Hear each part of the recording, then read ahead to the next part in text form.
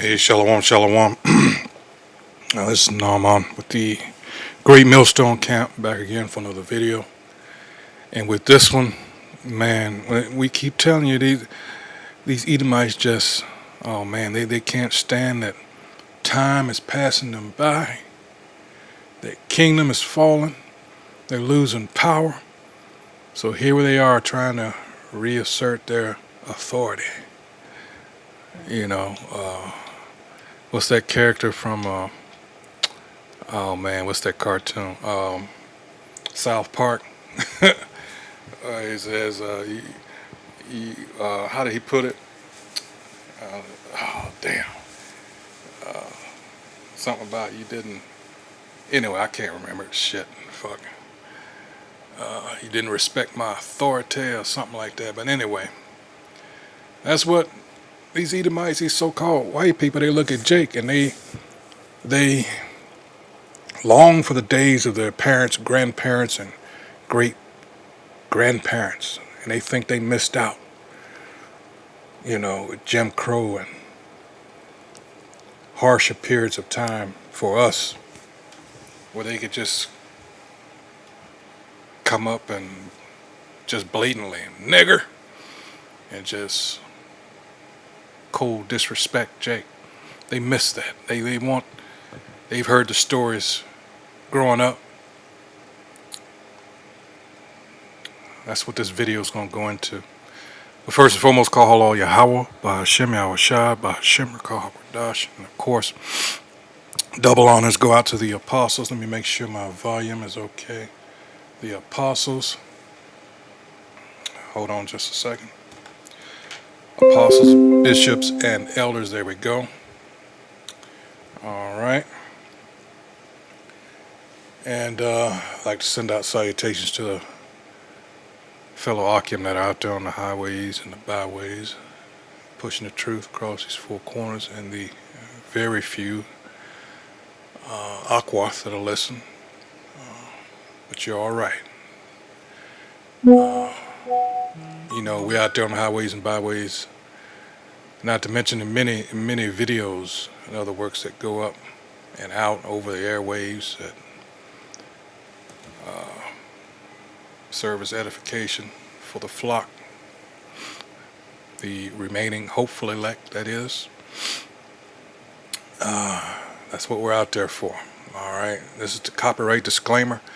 Under Section 107 of the Copyright Act of 1976, allowance is made for fair use for purposes such as criticism, all right, comment, news reporting, teaching, scholarship, and research. Fair use is a use permitted by copyright statutes that might otherwise be infringing. All right. Non-profit, educational, or personal use tips to balance in favor of fair use. Here's what I'm talking about. This trial is getting ready to start, and they've already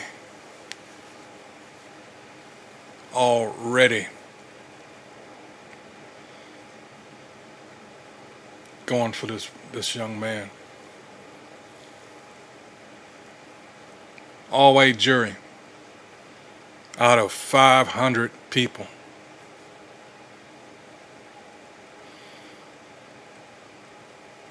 The selection pool. Wait till you hear the wicked shit that they did. The excuse that was given to why they didn't have any Jakes on the jury. Here we fucking go again. Fellow soldiers, I'm the Professor, and this is the moment of truth. The jury for the Karmelo Anthony trial has been impaneled, and as we've seen in every other criminal trial in America, the prosecutors made sure to zero in on whatever black people were in the potential jury pool and to have them struck from consideration. The prosecutors selectively singled out only the black jurors, all three of them, and used their peremptory challenges to exclude them. When Karmelo Anthony's defense attorneys pointed out that these black jurors were being excluded because of race, the prosecutors claimed that they struck them from the jury due to their occupation as educators. I'm not making that up. That's what these prosecutors said, that these 3 black women, and only these 3, were unfit to sit on the jury because they were educators. So apparently being in the educational field makes you unqualified to sit on a Texas jury? Well, given how the racist punk in the wheelchair, Greg Abbott, has been on a jihad to ban school books, maybe the prosecutors are telling the truth. But even if we were so silly as to believe that that was the case, then why, as Karmelo Anthony's lawyers asked, did the prosecutors not strike a white woman who was also an educator? There's no exact quote from the prosecutors on their excuse for that, but the white media is doing their job and offering excuses for them, so the white media is trying to claim that, well, it's because this white woman, she didn't work with school-aged children. Now, the prosecutors didn't say that. The white media is saying that it seems to be. That's the wording that they're using. Now, since when has being a school teacher ever been a disqualifying factor from jury duty? Since the teachers in question were black, that's when. This is white racism doing the old "I'm white and I said so." What the prosecutors are doing is illegal under the U.S. Supreme Court's Batson v. Kentucky ruling in 1986, which prohibits using race to remove prospective jurors. Look at that. Batson v. Kentucky.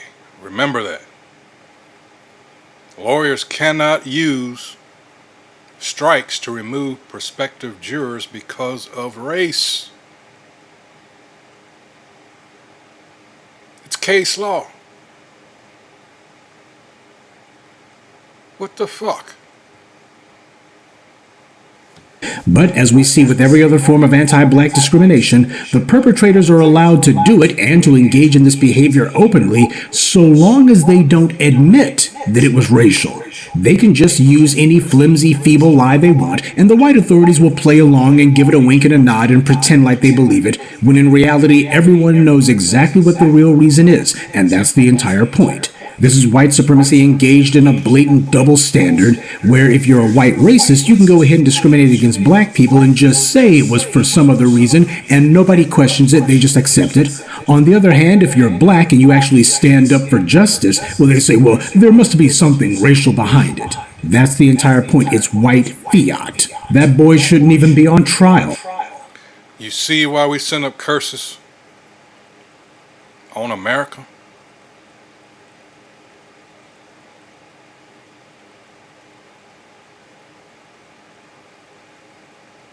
This is why, among many other reasons, but you can't.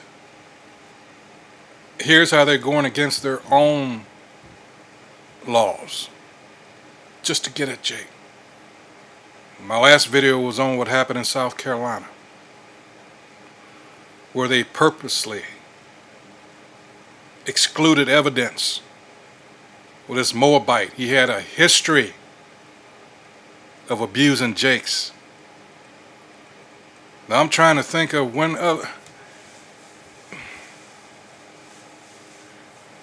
at what time do you recall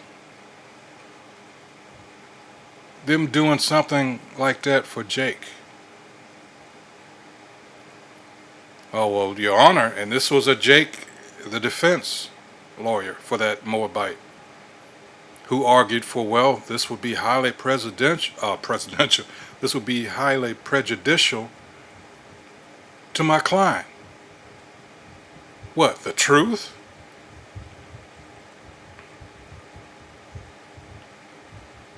See why you can't, for those that keep going to this, I thought I already had this loaded, Salakia. Keep going to this demon, this devil, and expecting justice from him. I don't get it. We keep bringing out scriptures like Isaiah chapters 30 and 31. You keep going, well, let's just get it. Wow. Just wow. What else can I say? Wow. It's just blatant, in your face. That's how you know this is it. They are, as it would seem, trying to provoke Jake into kicking off a race war or whatever, so they can have an excuse to do what they want. Isaiah 30 and 1 says, do not go down to Egypt. All right, woe to the rebellious children, saith the Most High, Yahweh, that take counsel, but not of me, and that cover with a covering, but not of my spirit, that they may add sin to sin. That walk to go down into Egypt, and have not asked at my mouth to strengthen themselves in the strength of Pharaoh. Isn't this something he holds, I guess, dear to him, his so-called judicial system, which we understand is just he copies everything. And he has no true sense of justice. And we're people that experience that firsthand. Whatever we accomplish, they move the goalposts.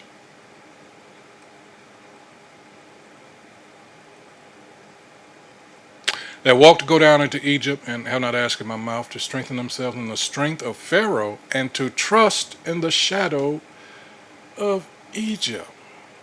Now let's look at this and let's go to, to trust in the shadow. What is that shadow? Strong's H 6738, shade, whether literally or figuratively, defense. So you go to this motherfucker has done everything imaginable and sometimes unimaginable to you, and you trust. I keep using these scriptures, but Psalm 71 and 4. This is a wicked piece of shit. All right. They are the wicked, as a matter of fact. So,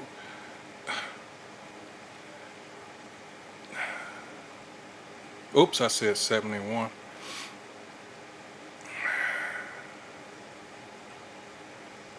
Deliver me, O my God, out of the hand of the wicked, which we are in. We were given over into these demons. Why? Because we disobeyed.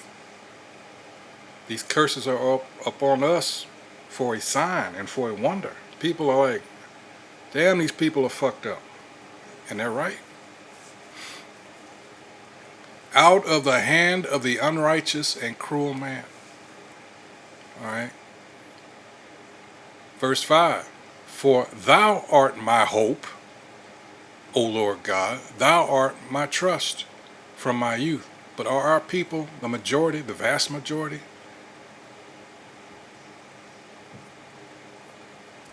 saying this? No, they got them. The enemy has them praising their God, sweet Jesus.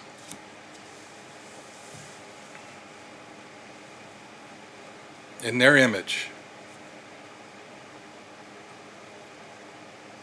Seems to me that would be a problem. But so many, now you understand why the Zechariah 13 and 8 has to happen.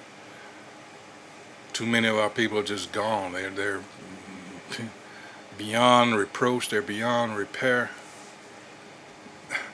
Back to the video. Karmelo Anthony maintained from the very beginning, from the moment the police violated his rights by arresting him, that he was innocent and that he had been attacked by the white man that he's accused of stabbing. The police put it in their report that he said, "I was protecting myself," and that the man, Metcalf, had put his hands on me. He used that phrase repeatedly, saying he put his hands on me. I told him not to. Karmelo Anthony has been completely consistent with his defense from the very beginning. See, what the white media would love to do in this case is to dirty him up. They've done everything that they could to try to see if they could find a way to smear him, but they couldn't. And they really were furious when his outrageous bond, which shouldn't even have been assigned in the first place, got reduced because he has no criminal record. He has no priors. But forget about a reduced bond. He shouldn't even be on trial in the first place. Now, the Karmelo Anthony case has a number of similarities to another case of a black citizen who was forced to have to defend himself from a white aggressor. John White of Long Island, I've told you about him before. His son was a teenager who was violently attacked at a party by a gang of racist white thugs. When Mr. White's son went home, these white thugs got in their car, and in the middle of the night, they went to the home of John White and called themselves standing outside of Mr. White's home, demanding that he send his son out. This was a white lynch mob, not in the South, but in a northern state, New York, no less. And Mr. White protected his family from this racist white mob, as he should. But the similarities between the John White case and the Karmelo Anthony case don't stop there. The father of the man who attacked Karmelo Anthony staged an ambush disturbance while the family was conducting a press conference. His behavior was so egregious and he was so disruptive that the police had to force him to leave. Now, this is the father of the man who attacked Karmelo Anthony. He made it a point to surveil the family of Karmelo Anthony and then to disrupt a press conference they were conducting, and he had to finally be removed by the police. Now, the apple doesn't fall far from the tree. If this is how the father behaves in public, does anyone think that his son was somehow more restrained? By the way, the white media reported on this incident in the most flowery and gentle of terms they could. They described the assailant's father as having attended the family's press conference, as if he was an invited guest, even though in the very next sentence they admitted he hadn't been invited to the event. He didn't attend. He decided that he was going to crash the event. That's what he did. And this kind of parental belligerence was also evident in the case of John White, because the father of the racist white teenager who called himself attacking Mr. White's son, this guy was also a loudmouth who liked to go on angry tirades, much like the father of the man who attacked Karmelo Anthony. It's very easy to see where this white teenager got the idea that he could assault a black child, then go to the child's family's home and call himself threatening the family's safety. Mr. White didn't let the racist prosecutors or police in New York intimidate him from protecting himself or his family. Violent punks who attacked his child came to his home, they threatened him, and he protected himself and his family. But there's also one more similarity between the Karmelo Anthony case and the John White railroading: the jury. Because you see, in the case of Mr. White, prosecutors in New York also were allowed to engineer an all-white jury. Out of the 12 jurors, only one was black, but of course as the black grassroots, we know that, as we saw in other trials, like the woman of color immigrant in the George Zimmerman trial, prosecutors tend to allow one and only one little black juror to be there, just so long as they already know in advance what this token Negro is going to do. We've seen that one before more than once. In the case of John White, at least 2 of the white jurors later went on the record saying that they had wanted to acquit Mr. White, but that they faced intense pressure from the other white jurors. One of the white jurors, a woman named Donna Marshak, said, "I haven't felt right since the trial ended. I definitely have some regrets about not sticking to it." She said she couldn't believe that some of the people right away knew that he was guilty after an hour. That, quote, "some of the jurors seemed like they didn't want to listen." Well, that's what happens when you have racial ideologues who have already made up their minds. Trials are not meant to produce justice under white supremacy. Trials are meant to incarcerate black citizens and to give a procedural exemption from the law to white offenders. But prosecutors and judges know that this only works so long as they make sure the juries have no black people on them. I've told you for years now that there's a psychology that goes along with jury compositions. The same way that people who want to acquit can be pressured into convicting someone anyway, even when they know that it's wrong, the opposite is also true. When you have people of conscience in that jury room, 3 or 4 of them, then they can encourage one another, and it becomes a hell of a lot harder to get them to cave in to some belligerent white racist who try to harass or harangue them into doing what white power wants.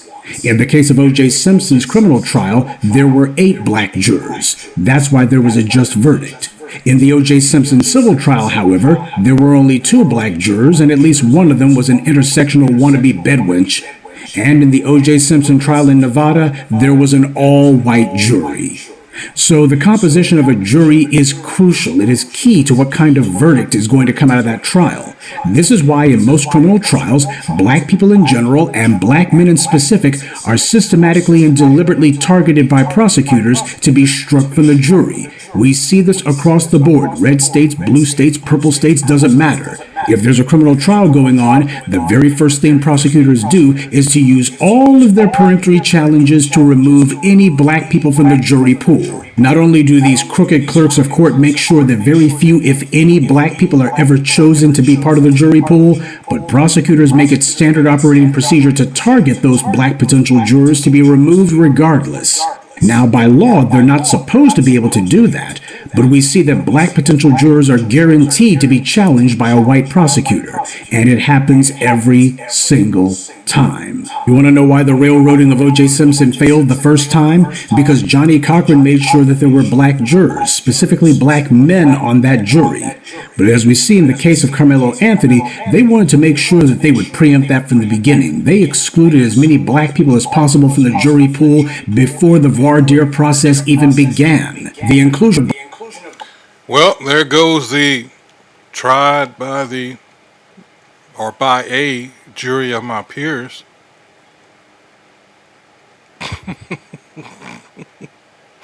Wow. Wow. The fuck out of here. Black jurors must be established as a matter of law. Where black defendants are concerned, there must be a requisite number of black jurors because those are their peers. And the same way these racist judges need to be monitored and their rulings cataloged so we can have a record of how they hand down the harshest sentences against black defendants and give the lightest sentences to the white ones, we also need to monitor and catalog the behavior of these prosecutors too. That way, when they consistently always keep striking a disproportionate number of black jurors from a jury pool, that prosecutor should be prosecuted for misconduct. The laws must be made to address their illegal behavior and to actually punish it. That's the part that's missing. And it's why we have to get the Negro bootlicks out of office, because not one of them has made it a point to introduce, much less fight for this kind of needed legislation. See, an anti-black hate crime law should also include measures to protect us from judicial hate criminals too. It is indisputable now that Karmelo Anthony is being railroaded. The judge knows that the striking of those black women off the jury was done strictly based on race. But as we saw with the Kyle Rittenhouse trial, these judges are more often than not the most corrupt scumbags in the courtroom.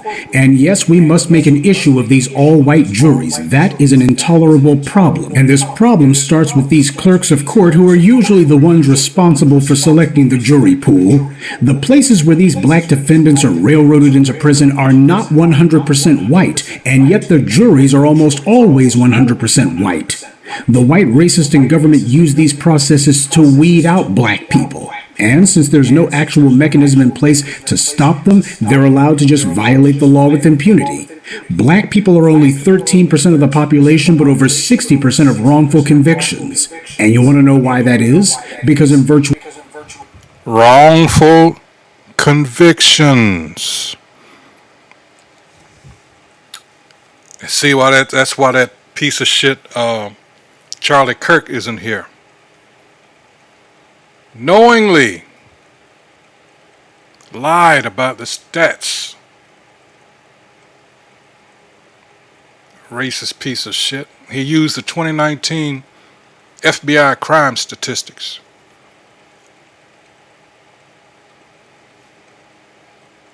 Which clearly show that the most crime committed is by his people. But he twisted it, talking about gang violence and no. All you have to do is look it up for yourself. Even last year's 2025 is out. And that was a good point that he brought up, because it tells you that these are just arrests in those statistics. It doesn't account for the not guilties or innocents, because that's also a stat that, hey, our people are wrongfully convicted, and thereby later on, but how much time has in a person's life, it's fucked up all around. The stories we've heard, Jake doing 40 years or more for something that they didn't do, and they come out, they're either on their last, it was a more compassionate release type of thing. Or it's like, you're in your 60s now. What the fuck? What? I mean, they get the money, and in some cases they don't even want to give them that. But look at all the time you can't get back. All of these cases, you had an all-white jury.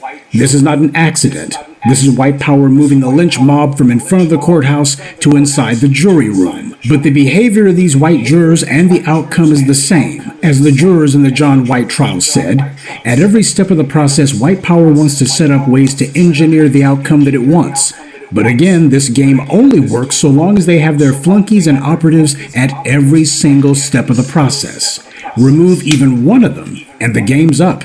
Remember the black citizens who were wrongly accused of carjacking Elon Musk's white racist Doge punks? Well, there was a black judge on that case, one who isn't a bootlick, and she did her job and gave those black youth the same treatment that white defendants get. That's justice, which is why Elon Musk came down from his meth-induced high just long enough to whine about it. He knows better than most how important it is to have his flunkies at every step of a process. See, that's the difference one black judge can make to stop a railroading. But we need more than that. We need black prosecutors with integrity, not butt-kissing trash like Alvin Bragg. We need judges like Olu Stevens. And we need a robust legal process in place that promotes a justice system and punishes prosecutors for excluding and discriminating against black jurors and trying to hand black defendants over to a legalized white lynch mob. Justice, like power, is far too important to be left up to chance. Good day, and be one. I'd like to take a moment to mention some of our contributors.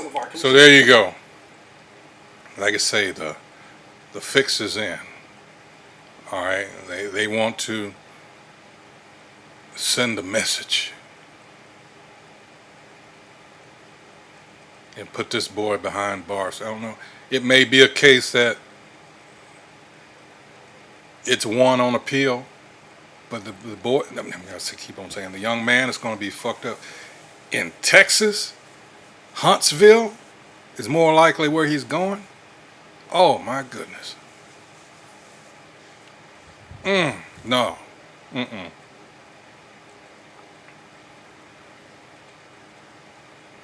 in the time that they can challenge what has been done, who knows how long that's going to take. If he is convicted, I have to say it like that. But it sure seems they're trying to do everything they can to ensure that that's what happens. 500 people that they went through in the selection process.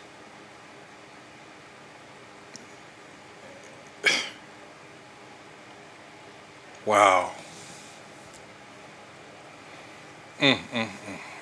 This is America. All right, so that's it. I'm going to call it on that. Again, this is Professor Black Truth's Karmelo Anthony to be tried by all-white jury.